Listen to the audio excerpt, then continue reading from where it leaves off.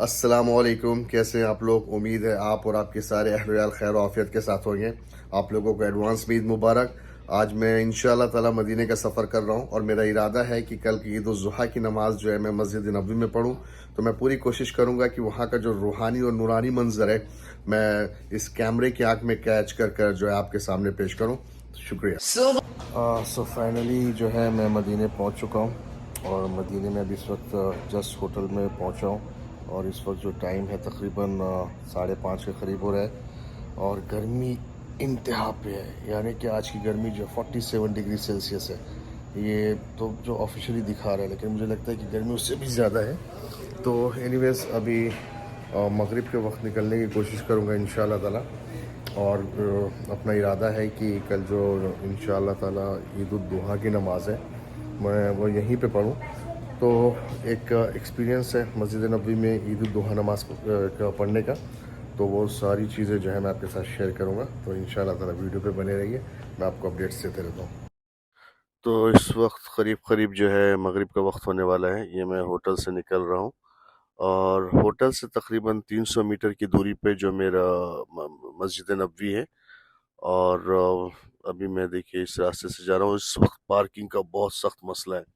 लगभग हर गाड़ियाँ double parking खड़ी हैं और कहीं भी मस्जिद नबवी के अंदर से लेकर बाहर तक कहीं भी पार्किंग के लिए कोई जगह नहीं है। बिलाल मस्जिद के सामने भी एक बड़ी पार्किंग है, लेकिन वहाँ भी कोई इंतज़ाम नहीं है फ़िलहाल। और पुलिस ने भी खासी छूट दे रखी है क्योंकि वो जानती है कि इस जगह पे जो है मुश्किल है। और ये देखिए एकदम बिल्कुल सामने जो है ना मस्जिद गमामा है। ये गली से मैं जैसे निकल कर वहाँ पहुँचूँगा जो तो मस्जिद गमामा से होते हुए मैं मस्जिद नबवी के पास जा सकता हूँ। तो ये बिल्कुल सीधा सीधा रास्ता है वहाँ जाने का। तो अभी हम उसी तरफ चल रहे हैं इंशाअल्लाह ताला। आज जो है ज़ुल्हज्जा का रोज़ा है, जिसकी फ़जीलत ये है कि कहते हैं कि अगर आज आपने रोज़ा रख लिया तो आने वाले आगे साल और पीछे साल के गुनाह माफ़ हो जाते हैं। तो माशाअल्लाह क्योंकि हम नबी की ज़मीन पे हैं तो यहाँ देखिए अफ्तार का सारा इंतज़ाम कर दिया गया है। हालांकि ये जो है नफिल रोज़ा है और मैं बता रहा था कि आपको ये मस्जिद गमामा है और ये जो है मस्जिद अबू बकर है और वो जो सामने में है मस्जिद अली है। ठीक है, अब आपको लग रहा होगा कि ये तीनों मस्जिदें इतनी करीब करीब है। ये देखिए गमामा, उससे कुछ चंद मिनट के फासले पे मस्जिद अबू बकर और उससे थोड़ी दूरी पे जो है मस्जिद अली है। तो ये तीनों मस्जिदें इतनी करीब क्यों हैं जबकि मस्जिद नबवी ये सामने है? तो इसके बारे में जो है मैं आपको फुल इन्फॉर्मेशन दूंगा इसी वीडियो के अंदर इंशाल्लाह। और ये देखिए सारे मदीने में लोगों के लिए जो है रोज़ेदारों के लिए अफ्तार का इंतज़ाम किया जा रहा है। और ये सिर्फ एक जगह नहीं है, अलग अलग जगह पर अलग अलग लोग जो है ये खूबसूरती आपको दुनिया में कहीं देखने को नहीं मिलेगी।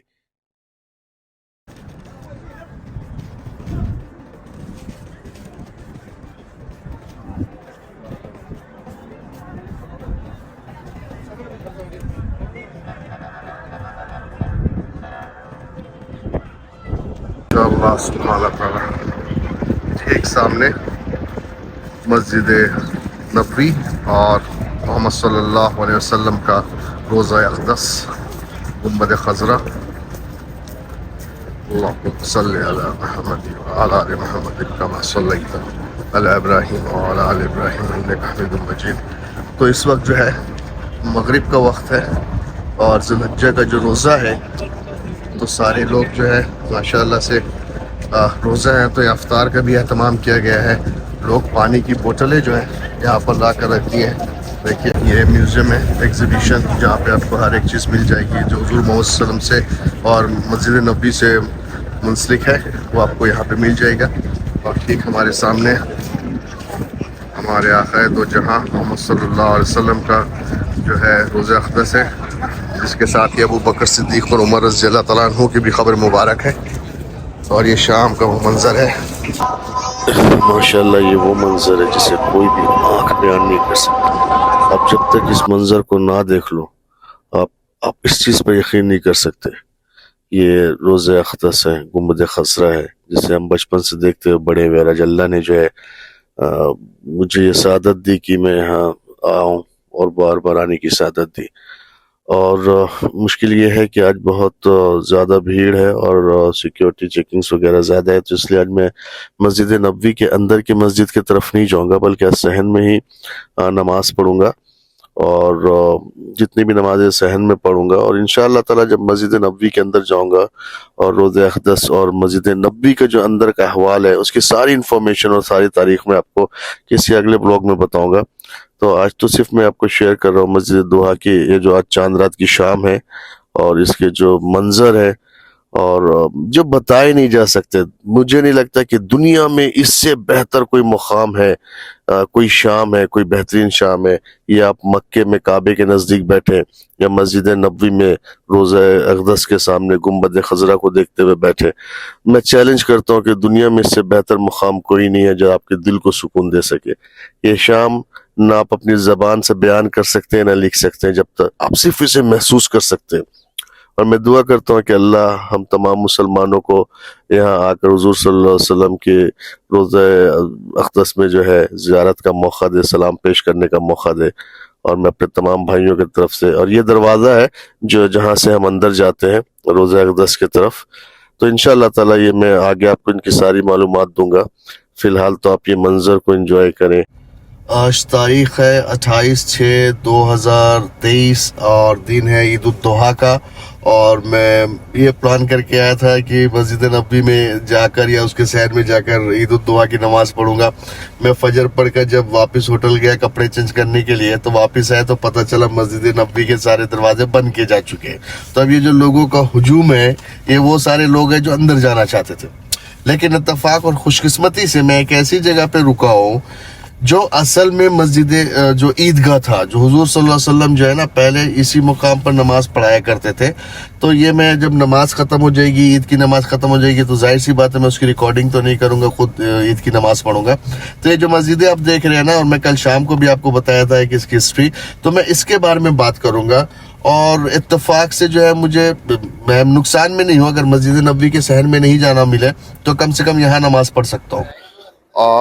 جیسا کہ میں نے آپ کو پہلے بتایا تھا کہ صبح کی فجر کی نماز کے بعد جب ہے میں واپس ہوٹل کی طرف گیا، کیونکہ 300 میٹر کی دوری پہ ہی میرا ہوٹل ہے۔ جب ہوٹل کی طرف گیا تو اس کے بعد جو ہے وہ مسجد نبوی کے سارے راستے بند کر دیے گئے تھے، یعنی کہ میں اس کے اندر جا کر نماز نہیں پڑھ سکتا تھا۔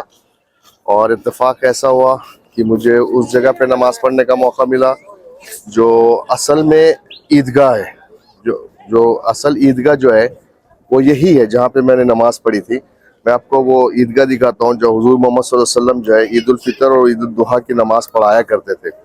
تو کیونکہ مسجد میں وہ راستہ بند تھا تو اس لیے مجھے بھی جو ہے اسی جگہ پر آ کر نماز پڑھنا پڑا۔ تو یہاں پر میں آپ کو دکھاتا ہوں کہ یہ عیدگاہ کس طرح سے تھی اور کیسی ہے۔ دیکھیے یہ سامنے جو ہے مسجد نبوی ہے، ٹھیک ہے، اور جو روضہ اقدس ہے وہ روضہ اقدسی اصل میں مسجد نبوی کا جو علاقہ تھا، مسجد نبوی اتنی بڑی تھی لیکن اس سے کچھ 200-300 میٹر کی دوری پہ یہ مسجد ہے جس کو مسجد گمامہ بھی کہتے ہیں اور مسجد مصلی بھی کہتے ہیں۔ تو یہ دونوں نام سے جانی جاتی ہے۔ ٹھیک اس سے تقریباً 50 میٹر کی دوری پہ یہ دوسری مسجد ہے، مسجد ابو بکر، اور اس سے ٹھیک 30 میٹر کی دوری پہ ایک تیسری مسجد ہے، مسجد علی مرتضیٰ۔ یہ دیکھیں، سوری، تو یہ تینوں مسجدوں کا آپس میں آمنے سامنے ہونے کا کیا مطلب تھا؟ کیونکہ مسجد نبوی جب سامنے ہی تھی تو پھر یہ مسجد گمامہ کیوں اور مسجد ابو بکر اور مسجد علی کیوں؟ حضور محمد صلی اللہ علیہ وسلم اپنی ساری جو عید الضحیٰ کی نمازیں، عید الفطر اور عید الضحیٰ کی نمازیں جو تھی، یہ عیدگاہ تھا، یہ عیدگاہ کا علاقہ تھا۔ کیونکہ مسجد نبوی اس وقت اتنی بڑی نہیں تھی تو عید کی نماز پڑھنے کے لیے لوگ یہاں پر آیا کرتے تھے۔ تو اس زمانے میں حضرت محمد صلی اللہ علیہ وسلم جو ہے عموماً جو ہے، اور اپنے آخری سالوں میں حضور صلی اللہ علیہ وسلم نے یہی مقام بنا لیا تھا، یعنی مسجد گمامہ کا ہی مقام بنا لیا تھا عید کی نماز پڑھانے کے لیے اور عید الفطر کی نماز پڑھانے کے لیے۔ نماز کے بعد، خطبے کے بعد حضور صلی اللہ علیہ وسلم جو کسی مارکے کو بھیجنا ہوتا جنگ کے لیے یا کوئی اور کام کا اہتمام ہوتا تو حضور صلی اللہ علیہ وسلم یہیں سے آرڈر پاس کیا کرتے تھے۔ تو اس کو مسجد غمامہ کہتے ہیں اور مسجد مسلح بھی کہتے ہیں.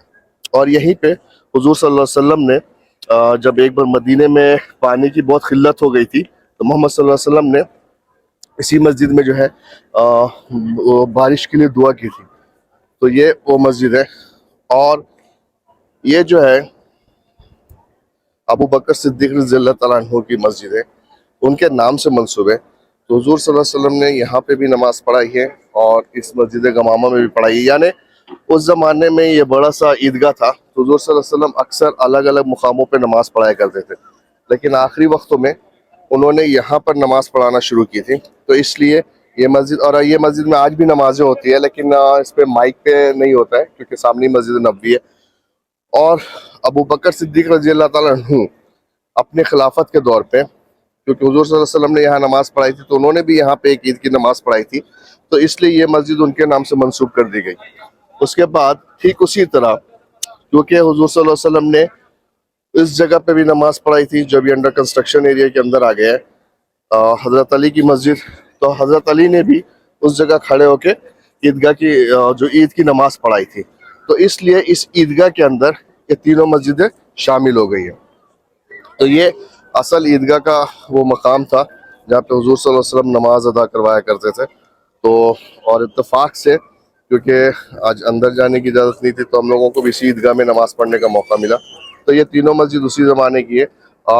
یہ جو مسجد ہے ابو بکر صدیق رضی اللہ تعالیٰ عنہ کی, یہ حضور صلی اللہ علیہ وسلم کے وفات کے بعد بنی. اور حضرت علی کی بھی جو مسجد ہے حضور صلی اللہ علیہ وسلم کی وفات کے بعد بنی تھی, کیونکہ جب حضور صلی اللہ علیہ وسلم کا وفات ہو گئی تو اس کے بعد ابو بکر صدیق خلافت میں آئے تو انہوں نے یہاں پر نماز پڑھائی تھی. کیونکہ اس جگہ پہ نماز پڑھائی تھی تو اس لیے مسجد بن گئی. اور ٹھیک اسی طرح حضرت علی نے بھی یہاں پہ نماز پڑھائی تھی تو یہاں پہ مسجد بن گئی.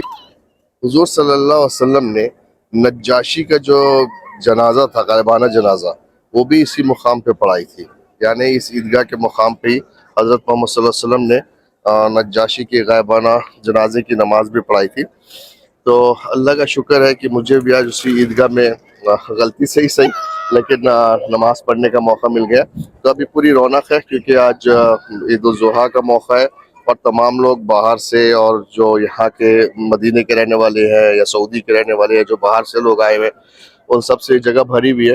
اور کیونکہ ابھی آج سارے حاجی جو ہے مکہ میں ہے تو یہاں پہ اتنا رش نہیں ہے, اس لیے ہوٹل وغیرہ بھی آرام سے مل گیا. لیکن اب جیسے ہی کل پرسوں کے بعد سے جو ہے یہاں پہ جتنے حاجی, مکہ کے جو حاجی ہیں وہ مدینے کی طرف آنا شروع ہو جائیں گے, اور مدینے کے جو حاجی ہیں وہ تو مکہ چلے ہی جا چکے.